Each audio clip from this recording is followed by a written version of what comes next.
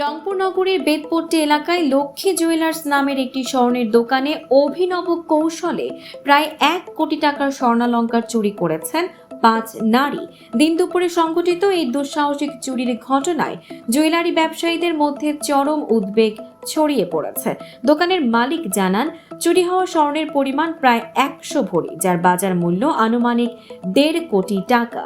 Chain, আংটি, রিসলেট ও লকেট সহ বিভিন্ন স্বর্ণালংকার নিয়ে গেছে চোরেরা।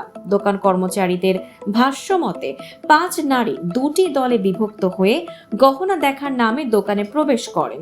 তারা নানা অজুহাতে কর্মচারীদের ব্যস্ত রাখেন। এক পর্যায়ে গহনা পরিষ্কারের কথা বলে এক কর্মচারীকে দোকানের বাইরে পাঠানো হয়। এই সুযোগে তারা স্টক বক্স থেকে স্বর্ণালংকার চুরি করে নিয়ে যান। সিসিটিভি ফুটেজে দেখা যায়, একজন নারী দোকানের একটি অংশে উঠে গিয়ে গহনা তুলে দিচ্ছেন, বাকি 4জন সহযোগিতা করছেন।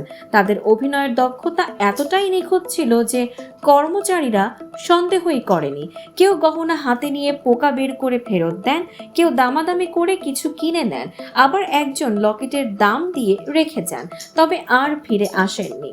রংপুর মেট্রোপলিটন কোতোয়ালি থানার ওসি আতাউর রহমান জানান, ঘটনার তদন্ত চলছে এবং সিসিটিভি ফুটেজ বিশ্লেষণ করে চোরদের শনাক্তের চেষ্টা করা হচ্ছে। রংপুর জুয়েলার্স সমিতির সভাপতি এনামুল হক সোহেল বলেন, সোনার দাম বাড়ার সঙ্গে নিরাপত্তার ঝুঁকিও বেড়েছে। নগরীতে নিরাপত্তা জোরদার করাটাই এখন সবচেয়ে জরুরি।